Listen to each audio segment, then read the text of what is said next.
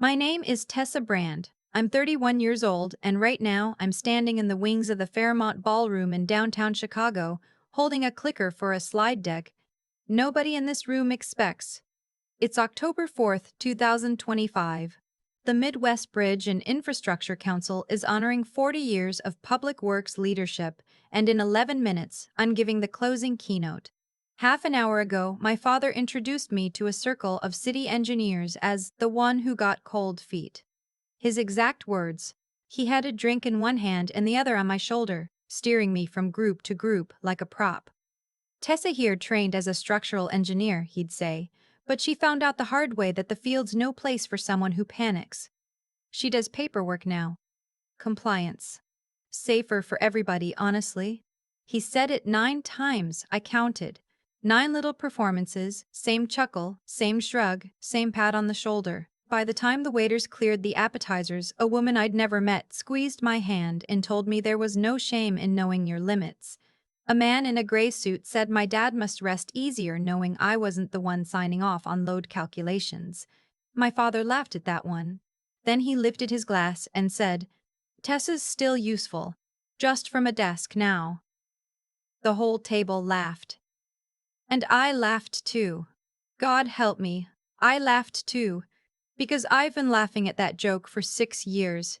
He's sitting at table 2 now. Second row from the stage, close enough to read every word on the screen behind me.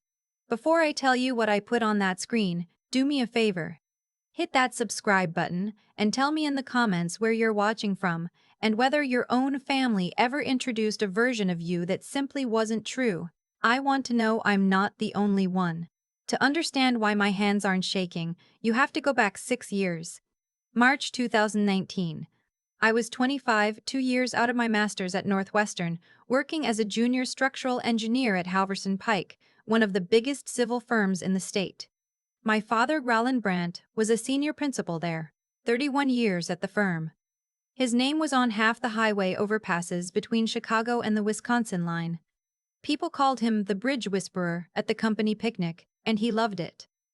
I grew up at those picnics. I did my homework in the firm's lobby. I knew the smell of that office before I knew long division. So when Halverson Pike hired me, nobody pretended it wasn't because of my last name. I made peace with that. I figured I'd just have to be twice as good to make the name mean something on my own. That spring, I got pulled onto the inspection team for the Calumet River pedestrian bridge, a refurbishment of an old steel truss span on the south side, a community project the city had been bragging about for 2 years. Ribbon cutting was scheduled for that summer. My job was junior, mostly grunt work, taking measurements and logging data while the senior inspector ran the show. The senior inspector was a man named Glenn Mercer. Sorry, that's not right. His name was Curtis Vance. 26 years in the field, golf buddy of half the firm's partners, and my father's racquetball partner every Tuesday for as long as I could remember. The kind of man who'd ruffle my hair at company parties when I was 12 and call me Little Miss Blueprint. On April 9, 2019, I was crawling the underside of the Calumet Bridge's east approach with a flashlight and a moisture meter when I found it. Section loss in the lower chord of the third truss panel. Corrosion eating through the steel where water had been pooling for years behind a clogged drainage scupper. Not surface rust. Real loss. I measured the remaining web thickness 3 times because I couldn't believe it. The section had lost close to 40% of its capacity in that one member. I climbed up and showed Curtis my readings. I had photos. I had the meter logs. I said, "We can't sign off on this. This panel needs replacement before any pedestrian load goes on it." Curtis barely glanced at my tablet. "That's surface scaling," he said. "These old trusses look ugly, but they're overbuilt. They don't make steel like that anymore." He told me to log it as moderate corrosion, monitor, and move on. "Don't go inventing problems," he said. "The city's already 2 years late on this. Nobody wants the kid fresh out of school telling them to rip up a finished job." I stood there with my readings in my hand. I was 25. He was the senior inspector, and I did the thing I will regret in some quiet part of myself for the rest of my life. I didn't push hard enough in the moment. But I documented it. That night I wrote up my own inspection memo, attached every photo, every meter reading, every measurement, and I flagged the lower cord as a critical section loss requiring immediate evaluation before load application. I saved it to the project server with a timestamp. April 9, 2019, 9:47 p.m. I told myself someone would read it. 3 weeks later, the bridge opened. I wasn't at the ribbon cutting. I had a stomach ache that day that no medicine touched. On June 22, 2019, a section of the east approach decking gave way during a Saturday morning farmers market that the neighborhood had set up on the bridge. The lower cord I'd flagged buckled. The deck sagged and a 6-foot section dropped. A vendor, a man named Marcus, no, his name was Hector Salazar, 62 years old, a retired bus driver who sold tamales every weekend, fell with it and landed on the riprap below. He died at the scene. 11 other people were injured. I found out from a news alert on my phone while I was at a hardware store buying paint for my apartment. I remember I was standing in the aisle holding a roller, and I just sat down on the floor. A guy asked if I was okay. I couldn't answer him. I drove to the office that Sunday even though it was closed. I let myself in with my badge. I pulled up the project server. My memo was still there. April 9, 9:47 p.m. The flag I'd raised, the photos, all of it. And then I checked the inspection sign-off package that had gone to the city. My memo wasn't in it. The lower cord section was logged as moderate corrosion monitor. Curtis Bance's signature was on it. And so was my father's as the reviewing principal. I sat in that dark office for 2 hours. Then I did what I thought you were supposed to do. I filled out the firm's internal incident report and the whistleblower hotline form. Engineering failure. Documented concern overridden. Senior review failed to escalate. Fatality. I attached my original memo with the timestamp. I attached the photos. I submitted it Sunday night, June 23, 11:31 p.m. I got an automated confirmation. Case number IR 299623. Your report has been received and will be reviewed by the Ethics and Risk Committee within 5 business days. I forwarded that confirmation to my supervisor and to HR. By the book. Everything by the book. I went to bed at 2 in the morning thinking I'd done the right thing. Monday at 8:15, my badge wouldn't open the parking garage gate. I tried it twice. Then I called the front desk and a voice I knew told me, very carefully, that HR needed to see me and that I should park on the street. The HR director didn't make eye contact with me. She slid a printed email across the table. The subject line read, Urgent, Concern Re, Tessa Brandt, Professional Conduct. The sender was my father, Roland Brandt. It had been sent at 6:38 a.m. that morning. I read it standing up. My ears were ringing. He'd written that he had serious concerns about my emotional fitness for fieldwork, that I had a pattern of catastrophizing routine findings, and that my inability to handle the pressure of high-stakes projects had become a liability. He wrote that my reaction to the Calumet incident was exactly the kind of unstable overreaction he'd been worried about, and that for the good of the firm and for Tessa's own well-being, he recommended I be removed from all active projects, pending a fitness for duty review. He noted, of course, that the family had a long history with the firm and that he trusted leadership to handle this with discretion. He sent that at 6:38 in the morning. The man died on June 22nd. My father got an email about my instability 4 days after a man fell to his death off a bridge I had flagged in writing. He knew. He'd signed the package. He knew I was right. And he sent it anyway. I looked up at the HR director. I filed a safety report, I said. A man died. I flagged that exact member in April. The matter is under review, she said. She wouldn't look at me. You're on administrative leave, effective immediately. What about my incident report? The ethics committee is supposed to. That's being handled at the leadership level. I understood then. It wasn't going to be handled. It was going to vanish. 2 weeks later, I got a letter. A performance review board. They never once mentioned Hector Salazar. They talked about professionalism. They talked about failure to follow the chain of command on the project. They talked about my Documented difficulty accepting senior judgment. A man who had eaten Thanksgiving dinner at our house sat across from me and told me, with something like pity, that engineering required trust and teamwork, and that I'd shown I couldn't function within a team structure. I asked the only question I cared about. Has anyone reviewed the bridge failure against the inspection record? The room went quiet. That's not the purview of this board, the chair said. A week after that, the firm offered me a mutual separation. Sign here, take a small severance, agree not to disparage the company, and the whole thing goes away clean. My friend who was an associate pulled me aside in the parking lot and told me gently that if I ever wanted to get my PE license and work in this industry again, I should take the clean exit. A formal termination with a conduct note would follow me everywhere. This is a small world, she said. Roland's world. So I signed it. October 2019. $41,000 in student loans, a master's from Northwestern, 6 years of straight-A focus, and a separation agreement that called it mutual. My father called me that night. He didn't ask how I was. He didn't ask about Hector Salazar. He said, "I think this is for the best, sweetheart. Engineering's a brutal field. Maybe it just wasn't the right fit." That was the first time he told the story. It would not be the last.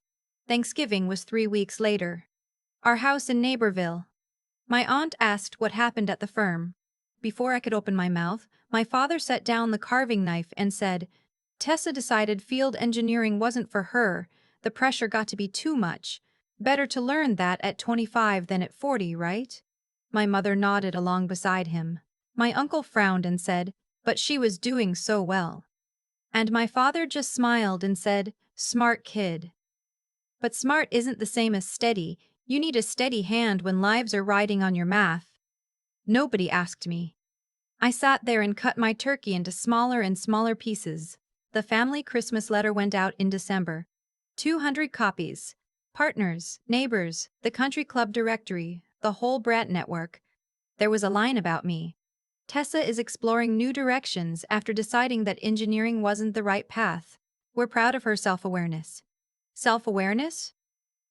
I got texts for a month. "Sorry about the job, Hone. You'll find your thing." I stopped replying. I stopped going home. By January, I was living on a credit card, and my savings had $3,100 in it. My father emailed me a job offer. Subject line, an idea. His golf buddy ran a real estate development office downtown and needed an office coordinator. $40,000 a year. "It's stable," he wrote. "Not engineering, but you'd be good at the organizational side. We take care of our own." Working a desk in a building near the firm that buried a man, under my father's umbrella, on my father's terms. I wrote back 2 words. "No thanks." He called me and said, "Pride doesn't pay rent, Tessa." I hung up. Here's where I have to ask you something. If your own father spent 6 years telling a room full of strangers that you fell apart, when the truth was that you were the only one who got it right, would you walk up to him and correct him to his face? Or would you go quiet and build something he'd never see coming? Comment A if you'd confront him. Comment B if you'd disappear and plan. I chose B. But before I left for good, I did one thing. I went back to that dark office one more Sunday. My badge still worked for another week, and I pulled everything. My April 9th memo, the photos, the meter logs, the sign-off package with Curtis Vance's signature and my father's review stamp, the incident report confirmation, IR 299623, my father's 6:38 a.m. email, the separation agreement, 40-some pages. I copied it all to 2 encrypted drives. I put one in the safe deposit box at a credit union in Evanston, and I backed the other up to the cloud. And I wrote myself a sticky note that I stuck inside the box. I don't know when. But when I need this, I'll have all of it. Every timestamp. That folder is the reason I'm standing on this stage tonight. But I'm getting ahead of myself. January 2020, I applied to a public policy program at the University of Michigan, a master's in public administration, infrastructure, and risk management track. My application essay didn't mention my father once. I wrote one sentence I actually meant. I learned that being right is not the same as being heard, and I want to spend my life building the systems that close that gap. They took me, gave me a partial fellowship. I moved to Ann Arbor that August with one suitcase and a folder full of receipts. In Ann Arbor, nobody knew the name Brandt. I was just a woman in the back of the lecture hall trying to understand why infrastructure keeps failing the people who use it.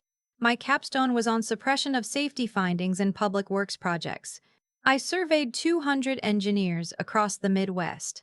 68% said they'd witnessed a safety concern get overridden by a senior. The most common reason they didn't escalate it further? Fear of retaliation. My advisor read my draft and said, "Tessa, this needs to be published." I presented it at a regional infrastructure symposium in the spring of 2021. In the third row was a woman named Priscilla Aldridge, the executive director of a nonprofit called the National Center for Infrastructure Accountability, based in D.C. She found me afterward, handed me her card, and said, "I think you've been doing our job for us. Call me." 3 months later, I had an offer. Safety analyst, $63,000 a year. I moved to Washington in August 2021. A studio apartment in Petworth, a city where nobody had ever heard my father's name. My badge just said, Tessa B., analyst, no brand attached to anything. My job was to review failure reports from bridges, tunnels, and public structures across the country and find the patterns. Where had a warning been raised and ignored? Where had a finding been buried? I was good at it. I knew exactly what it looked like when an institution decided its reputation was worth more than a life, because I'd watched it happen to me. 3 months in, I caught a case in Ohio. A parking structure collapse. One fatality. And when I dug into the inspection history, there it was. A junior inspector's flag, 2 years earlier, overridden by a senior, scrubbed from the sign-off package. The same shape as my own ghost. I wrote a 40-page review. My supervisor called me in and said, "This is exactly the kind of work this place exists for." By the end of 2022, I was a senior analyst, leading a team of 4. I wrote an internal paper on how firms quietly suppress field findings to protect liability. 9 state dots cited it, and somewhere in there the question some of you are typing right now started nagging at me too. What about Hector Salazar's family? I want to be honest with you, because the comments on stories like mine always ask this, and you deserve a real answer. I tried. In 2021, I sent an anonymous package, my memo, the photos, the timestamps, to the attorney representing his family in the civil suit against the firm. I couldn't risk my own name. I'd signed a non-disparagement agreement, and I was the only witness who could be traced. But I made sure his family's lawyer had the truth. The firm settled with them quietly in 2022. It was never enough. It will never be enough. But I did not let it stay buried. I need you to know that. In November 2023, I got a wedding invitation. My cousin, getting married back home outside Chicago. I hadn't been home in almost 4 years. I almost threw it away. I went. He was there, of course. Navy suit holding court at a table of men with good watches. I drifted close enough to hear. "My daughter tried structural work," he was saying. "Brilliant on paper. But the field broke her." Some people can't carry the weight of it. When a project's got real consequences, you find out fast who can take it. She did the mature thing and stepped back. She's in government now. Policy, paperwork, suits her better. One of the men asked what kind of policy. My father saw me standing 12 feet away with a glass of wine in my hand. He knew I could hear him. "Something with infrastructure safety, I think," he said. "Committees, regulations, easier than the real thing." The table nodded. One of them said it takes courage to admit when something's not for you. I raised my glass. I smiled. I walked away. I wasn't angry anymore. I was doing arithmetic, because 6 months before that wedding, I had started the biggest project of my career, a multi-state study with Priscilla and 2 other researchers on retaliation against people who report safety failures in public infrastructure. We were pulling records from over 900 projects. We published it in early 2024. Buried in plain sight, retaliation and the silencing of safety findings in American infrastructure. The data was brutal. 39% of the firms we studied had a documented case of a safety finding being suppressed. Junior staff were the most likely to be silenced and pushed out. The report went around the industry like wildfire. I started getting invited to speak. Panels. Hearings. Keynotes. One invitation came in December 2024 from the program chair of the Midwest Bridge and Infrastructure Council's 40th Anniversary Gala. Our members would benefit immensely from your perspective on accountability in public works, it said. We understand your father, Roland Brandt, is one of our honored legacy members. When we mentioned your name, he was thrilled and said you'd be a wonderful choice. He was thrilled. He thought I'd come give a tidy little talk. 20 minutes about transparency, maybe a nice anecdote about my work in Washington. Something that made him look good. Father and daughter, 2 generations of engineers. He had no idea what I'd spent 6 years building in a safe deposit box in Evanston. I accepted the same day. For the next 10 months, I built the talk, not a lecture. A case study. Specific. Anonymous at first. Anonymous firm. Anonymous senior inspector. Anonymous junior engineer. What was found? What was reported? What was buried? What it cost? 34 slides. Then in September I opened the folder I'd kept for 6 years, and I added the last 6 slides. The ones that weren't anonymous anymore.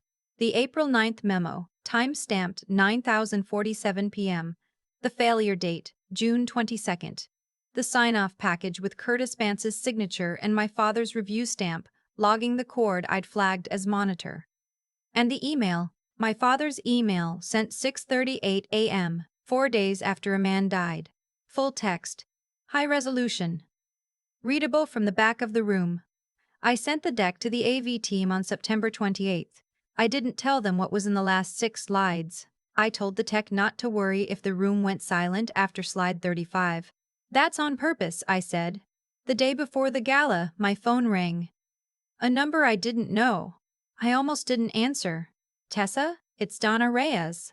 The name took me a second. The site safety coordinator from the Calumet project. The one person on that crew who'd quietly believed me back in 2019. I heard you're speaking tomorrow, she said. I just wanted to tell you what you found on that bridge. You were right. You were the only one who was right. Don't you dare let anyone in that room make you feel small. You go up there and you tell the truth. My throat closed up. After we hung up, I packed my suit. I didn't sleep much. October 4th.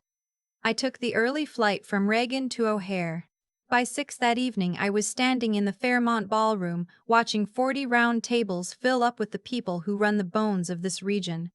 The AV tech loaded my deck. 40 slides, he said. Looks great. I asked him to make sure the last 6 played clean, full screen, no transitions. He nodded. My father walked in at 6:40 in a navy suit, confident as a man who's never had to wonder whether the room was on his side. He saw me, smiled, waved. I waved back, and then for the next hour he walked me around that room and introduced me 9 times as the daughter who couldn't take the pressure, and I let him, because I knew where he'd be sitting when the lights went down. At 8:20, the program chair stood up and introduced me. He said I represented the future of ethical infrastructure. He said my work had shaped policy in a dozen states. He said, and as the daughter of our own Roland Brandt, she carries on a remarkable family legacy. The room applauded. My father beamed in the second row. I walked to the podium and looked out at 300 and some faces.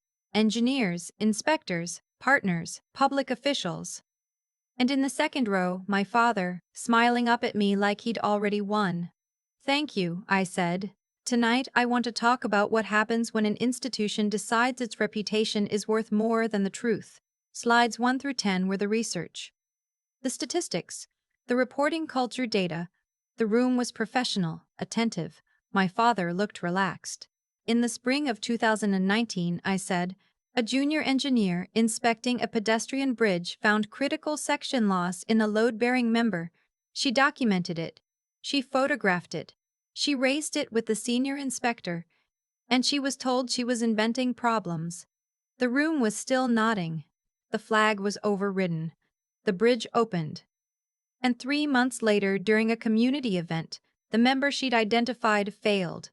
The deck collapsed. A 62-year-old man named Hector Salazar fell to his death. 11 others were injured. The room got quiet. The junior engineer did what she was trained to do.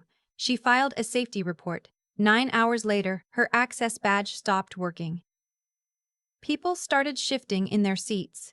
Slides through the 20s walked them through the rest. The leave. The performance board that never mentioned the dead man. The mutual separation. The 6 years of being called the girl who couldn't handle it. For 6 years, I said, the story was that she fell apart, that she was too emotional, not steady enough, not built for the field. My father's smile was gone now. He was staring at the screen. Then slide 35 came up, and the title filled the wall behind me. June 26, 2019, 6:38 a.m. An email. I looked straight at table 2. My father's face had gone the color of paper. "This is the email that ended that engineer's career," I said. I read the subject line slowly. Urgent.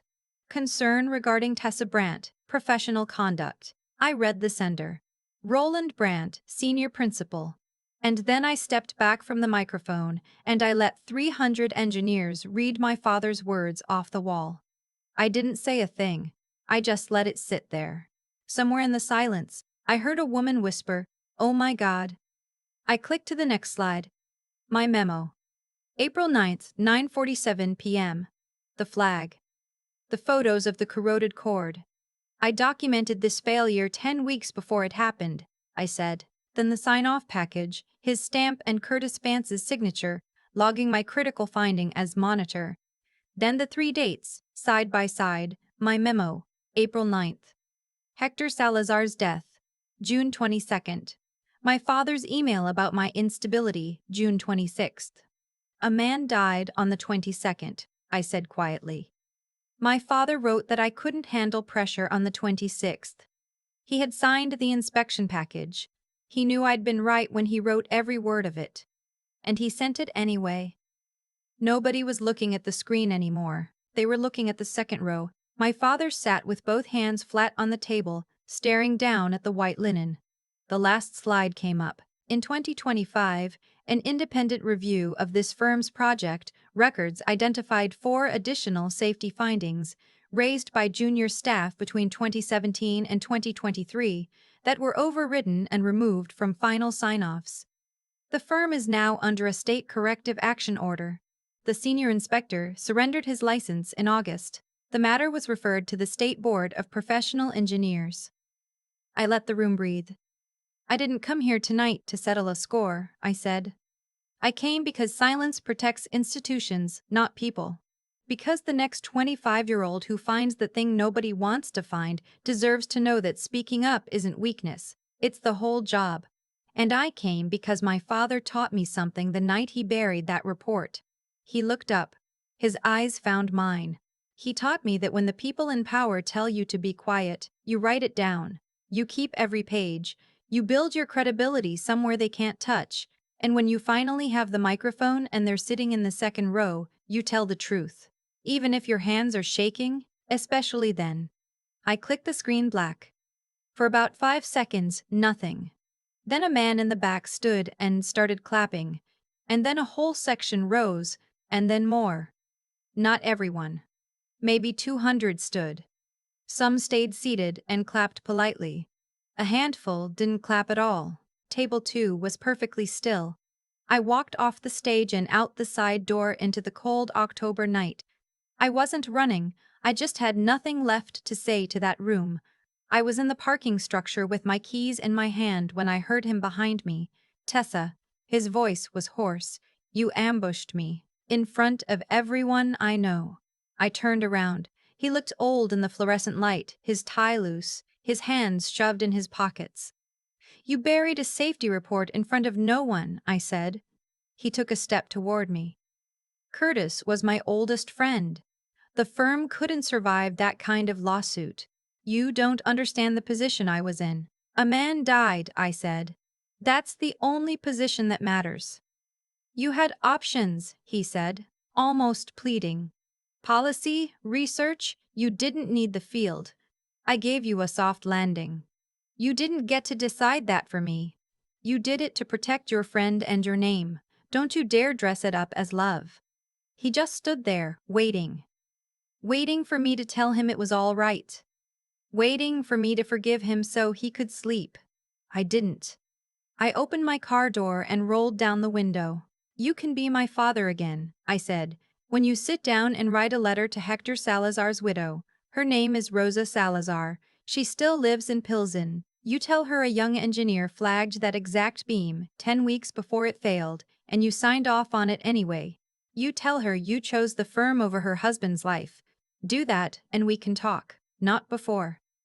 I drove back to the airport with the radio off. I didn't cry. I didn't feel like I'd won anything. I felt empty and clean, like a room with the windows finally open.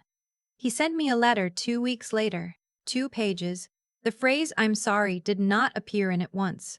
He wrote about the firm's reputation, the legal exposure, the legacy my grandfather built, that he'd only done what he thought he had to. He said maybe we could find a way forward. I wrote back one paragraph. The terms haven't changed. Write to Rosa Salazar, tell her the truth, then call me. I mailed it. I haven't heard back. I don't think I will. Donna Reyes called me a few weeks after the gala. She said the people who still work at the firm were talking about that night. She said, "You told the truth twice. In 2019 and last month. Most people never manage it once." I hung up the phone and sat on my couch and finally cried, not from sadness.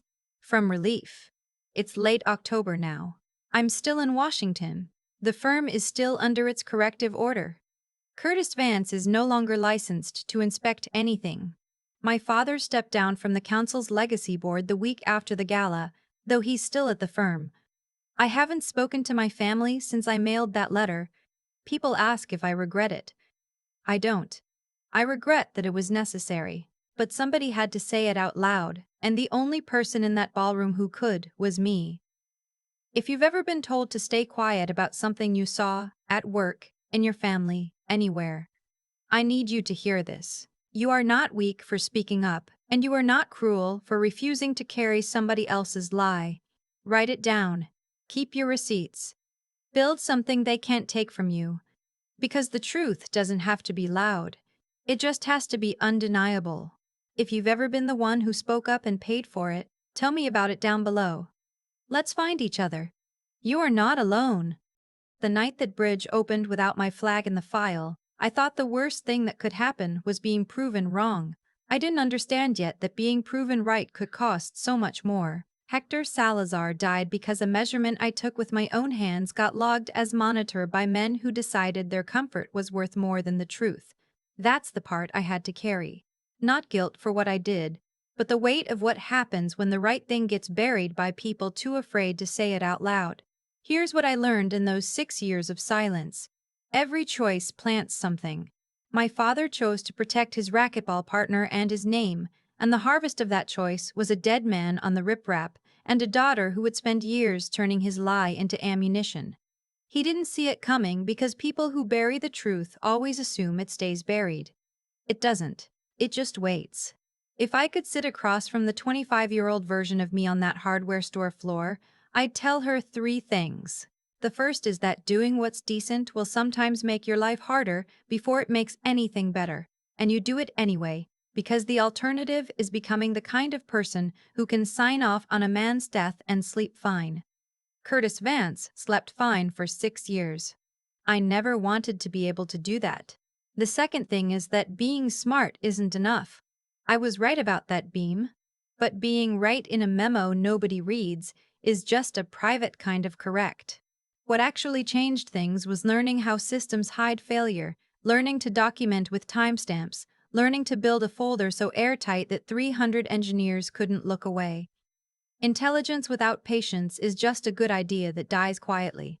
I had to get sharper, not louder. And the third thing is the hardest. You have to be willing to outlast people who are more powerful than you. My father had 31 years and a name on every overpass. I had a credit union safe deposit box and a refusal to disappear, standing back up after they call you weak, again and again, until you've built something they can't take from you. That's not stubbornness. That's the only real strength there is. I don't tell this story to make my father a villain in a play. I tell it because somewhere right now there's a 25-year-old holding a reading nobody wants to hear, wondering if speaking up is worth it. It is. Keep your receipts. Get smarter than the people protecting the lie. And stay standing longer than they expect you to. The truth doesn't need to be loud. Donna Reyes told me that, in her own way, the night before I walked on that stage. It just needs to be undeniable.